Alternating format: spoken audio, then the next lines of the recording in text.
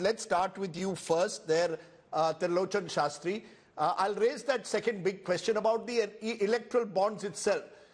Are these electoral bonds in a way a reflection of a potential scam in the making? How do these electoral bonds actually play out? Do they skew political funding, and has the BJP been the big beneficiary? Or is this a case, some call it hamam mein sab nange hai? Your response to what you're hearing, that electoral bonds became virtually extortion, and that is being kept on the side, and the focus is how do we nab the opposition leaders? How do you respond? See, Rajdeep, since the elections are around the corner, you are focusing the question of one party versus the other. From ADR's point of view, we were very clear. This is about transparency in funding, and electoral bonds were not transparent, which the Supreme Court has upheld. To be honest, we never asked the Supreme Court. We asked them to ban and stop the electoral bonds. We never expected that all this data would come out and all these discussions would happen. So our perspective is long term, and I will mention two things here. One is that if you look at it internationally, arrests of opposition leaders have mostly happened in countries which are run by dictators. We have never seen this happening in Europe, in Japan, in the United States, in the UK, and other countries which are considered democratic. Well, I am not a fan of those countries. I am a fan of India.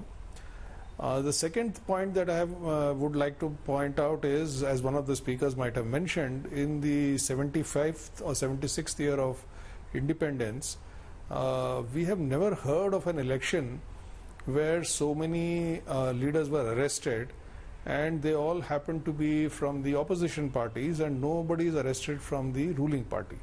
Our data in ADR shows that all the parties, as you said, hamam mein sab nange hain, that includes, of course, the ruling party, which has the maximum number of seats, and therefore it also has more than 100 people in the Lok Sabha through self-declared affidavits saying that they have criminal cases.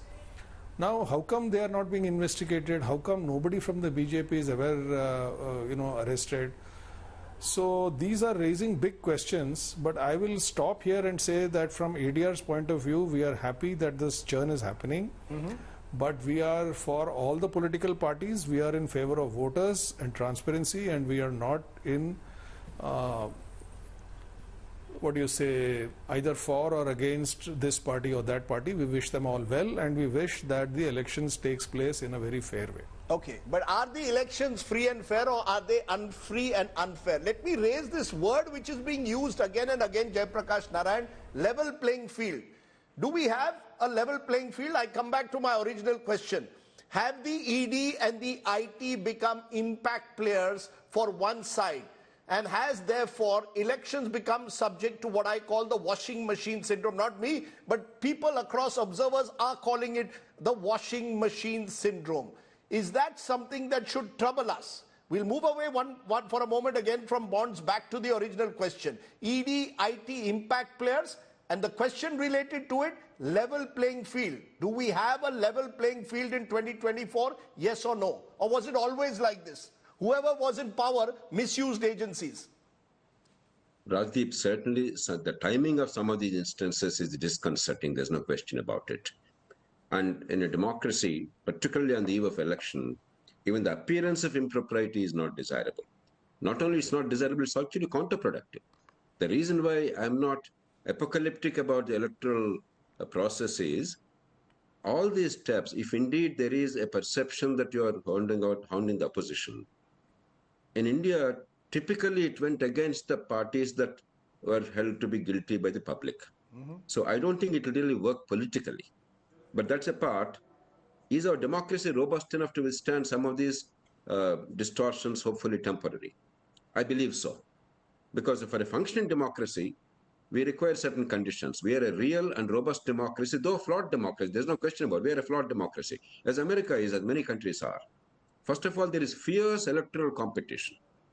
It's not make-believe, it's not a shadow competition, it's a real fierce competition. Excessive competition in my view, because there is so much of a lust for positions of power in this country. The second is the political freedoms are real in this country through the election and throughout the period between the elections. The third is there is a robust, independent judicial process, though it's ineffective and slow in general, but nobody can question its independence or robustness in the country. And therefore, you cannot merely punish them because you happen to be in power. You may harass them. There are accusations of harassment. I'll come to it in a minute. So I don't think there's cause for a sense of impending doom or a crisis. No, but sir, yes, it's not about Jayaprakash Narayanji, I'm sorry to stop you. It's not about impending doom. It's the fear that the process has become the punishment. It always perhaps was. But as Tarlochan Shastri pointed out, there is a clear perceptible trend of a kind perhaps that we haven't seen to the scale and the brazenness of it all, where opposition leaders one by one are being picked up, even as anyone who joins the government or is an ally of the government is protected.